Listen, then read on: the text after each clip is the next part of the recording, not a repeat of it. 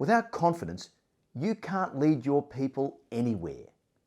But on the other hand, you can't allow this confidence to become overconfidence or arrogance.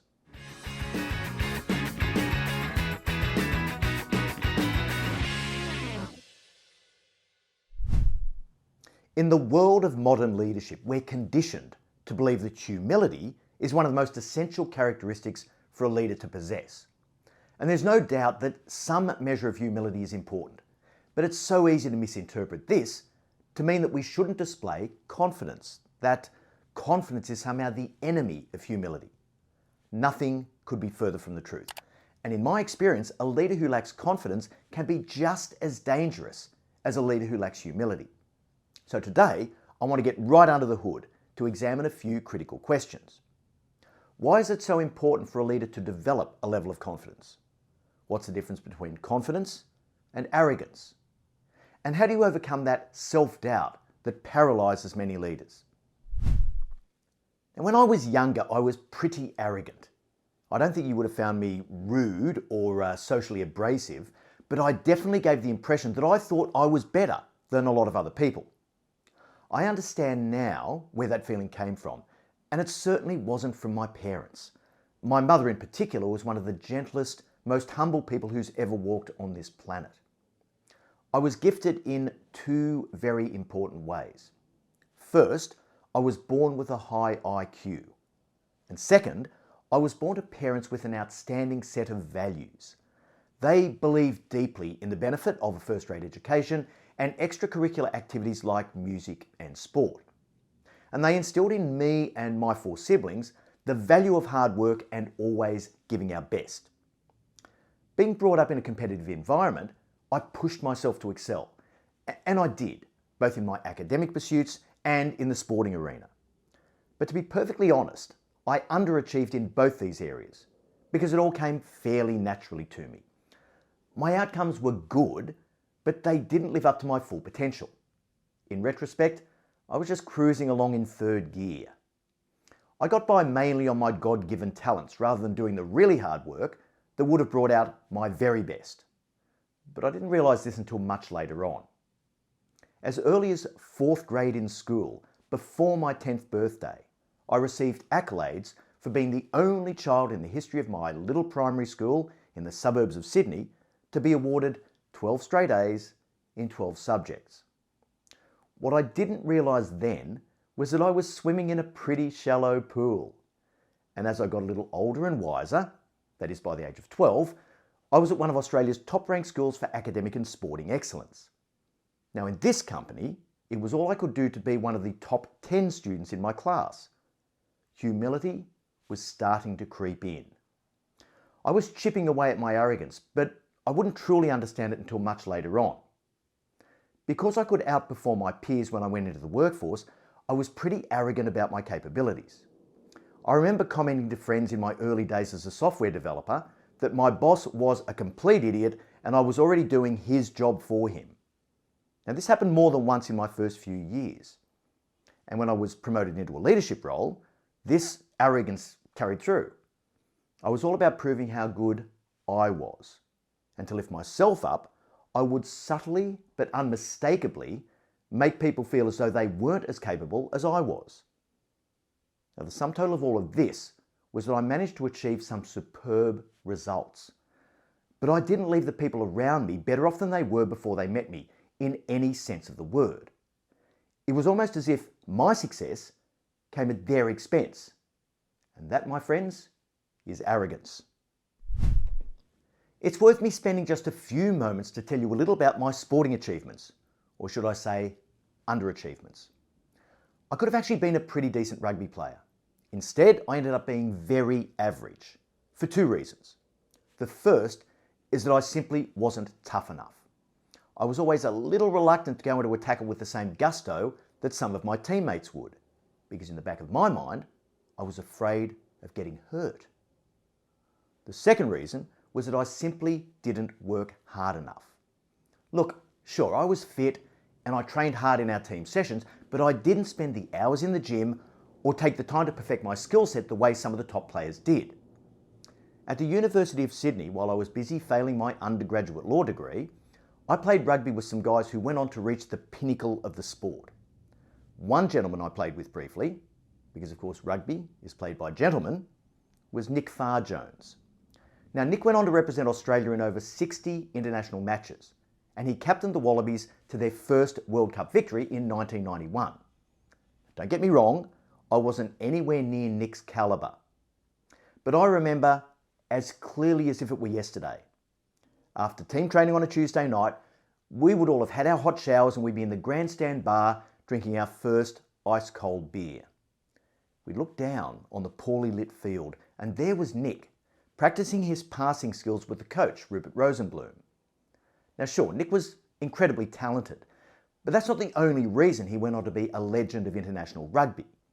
In our high school days, Nick and I raced each other a few times on the track over 800 metres, and I never came close to beating him. And when I left school, I relaxed my rigorous training routine. But when Nick left school, he doubled down on his. Nick and his brothers used to train with a group of elite athletes known as the Berube Track Club. Now, under legendary coach Jack Pross, they would undergo the most grueling and punishing training sessions you can imagine.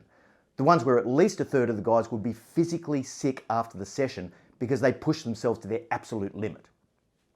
I had good reason to call Nick Farr-Jones the fittest man in world rugby. So let me just come back to the question of arrogance and how it played out for me. Now, I could outperform most people intellectually, and that became the basis for my feelings of superiority. But deep down, I knew two things. The first was that most of this was due to nothing more than my genetic makeup, which I could take absolutely no credit for whatsoever. I just won that spin of the roulette wheel. The second was that I also knew deep down that I was in many ways weak, and I was still a long way from reaching my ultimate potential. This mild self-loathing, added to my deep insecurity, subconsciously led me to stand above others to make myself feel better about myself. That's arrogance, right? But let me be really clear. I wasn't malicious. I didn't tear people down. I just didn't value them enough. And it wasn't until much later that I understood and learned how to manage the dark side of my arrogance. Arrogance is ugly, but as my empathy increased, the arrogance shifted to become confidence. And this confidence became a critical element of my leadership fingerprint. I truly believe that confidence is a prerequisite for any leader who wants to be the best for their people. Why is confidence such a critical attribute for a leader? Well, without confidence, many other desirable attributes that should be a positive actually become a negative. So let's go back to humility.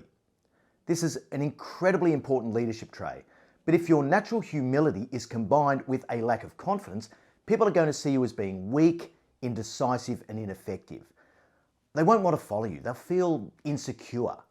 They won't trust your judgment, and they'll feel as though they can't rely on you to lead them when times are tough. Confidence is essential because as much as you want your people to trust you, you've also got to be able to trust yourself.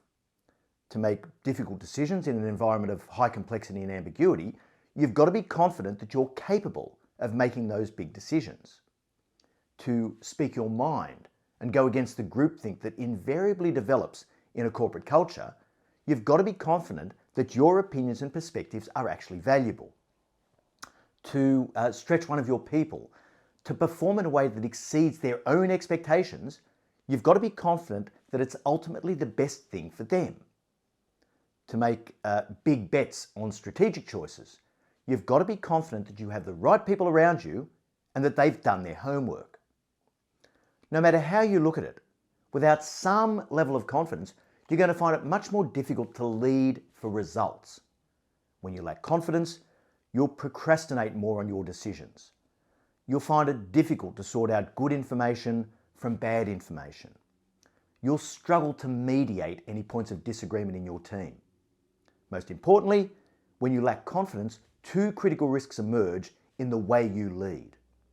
The first risk is that you'll constantly look for safety in numbers. You're trying to find a consensus view on every issue as a proxy for your own lack of confidence. You'll take comfort from the fact that everyone's managed to reach the same conclusion. This can be so dangerous, right? Endless compromise is slow and it's ineffective. Momentum deserts your team. Groupthink emerges and people fall into line behind the safest option. And in case you're not wondering, that's not good.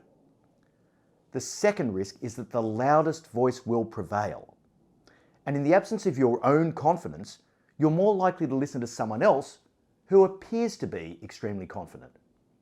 I came across many people in my corporate career who were overly confident, but they still seemed to get their way because those around them weren't confident enough to challenge them. Many of these people just suffered from an annoying personality trait that I describe as often wrong, never in doubt. So we know it's really important to have some level of quiet confidence when you're in a leadership role. But how do you make sure that your confidence doesn't become overconfidence or even arrogance? Now, if I wanted to draw a clear distinction between confidence and arrogance, I describe it simply as this. Arrogance is confidence without empathy. It's what happens when you don't understand or care to understand the perspectives of the people around you. And you have an overinflated view of your own capability, of course. Now, this puts you in the unenviable situation where you can't learn from your people. And they know you don't care what they think, so guess what? They don't bother telling you. This is why arrogant leaders make bad decisions and they create toxic cultures.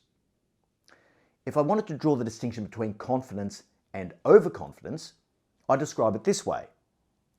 Overconfidence is confidence without self-awareness. It implies that you're more confident than your results would suggest you should be.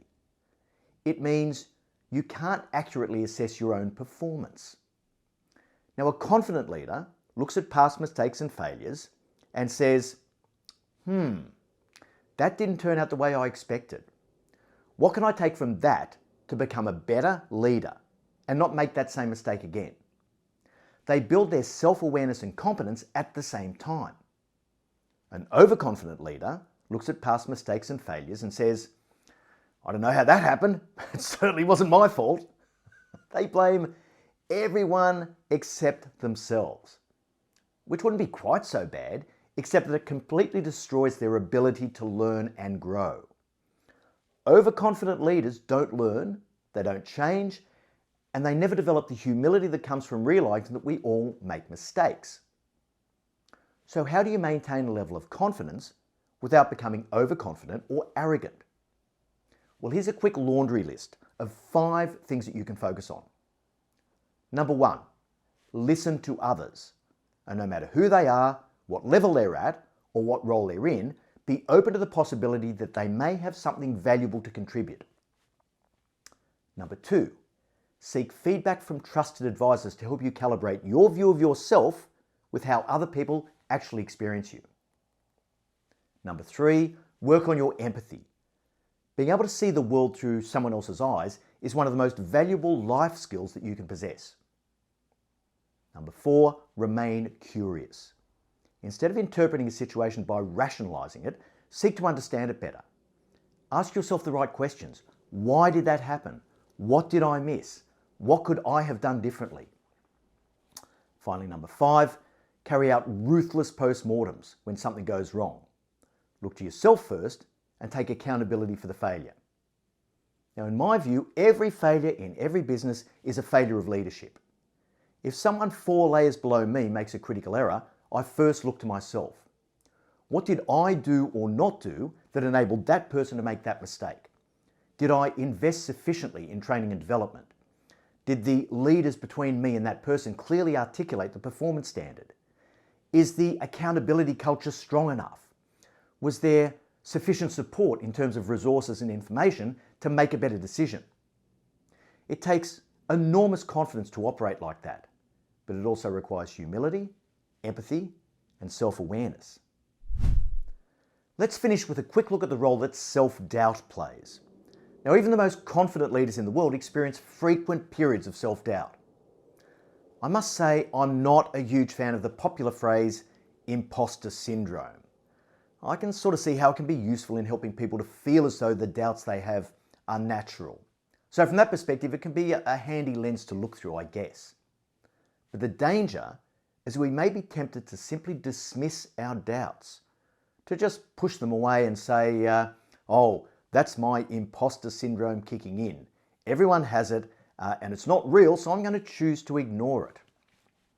Okay, these doubts that we call imposter syndrome are incredibly important in our quest to develop a genuine, healthy level of confidence. Doubt is the natural handbrake that regulates our confidence. It's the conduit to self-awareness that enables us to ask ourselves the most critical questions. Questions like, what if I'm wrong? Where is this going? Is my intent pure? How did I contribute to that failure? Self-doubt, ironically, is one of the most powerful weapons for building confidence. Over time, you become really comfortable with asking yourself the hard questions. You learn where you're weak and where you're strong. You become much better at interpreting the inputs that you receive. Your decision-making becomes incredibly sound. You become expert at identifying and assessing the risks that you face. And the bonus is, you develop a finely tuned bullshit detector. We've covered quite a bit of ground here. Even though there's a recent school of thought that says confidence isn't a good thing in leadership, I could not disagree more strongly. Without confidence, you can't lead your people anywhere. But on the other hand, you can't allow this confidence to become overconfidence or arrogance. Part of your journey of self-discovery as you establish your own leadership fingerprint is to know the difference and to work out how to tread the fine line between them. Empathy, self-awareness, curiosity, and the willingness to take personal accountability. These are the tools that are going to help you to become more confident without submitting to the dark side of the force. And instead of simply pushing your self-doubt away, use it to fuel your awareness and understanding. Over time, that's going to help you to develop that quiet confidence that is the defining characteristic of all great leaders.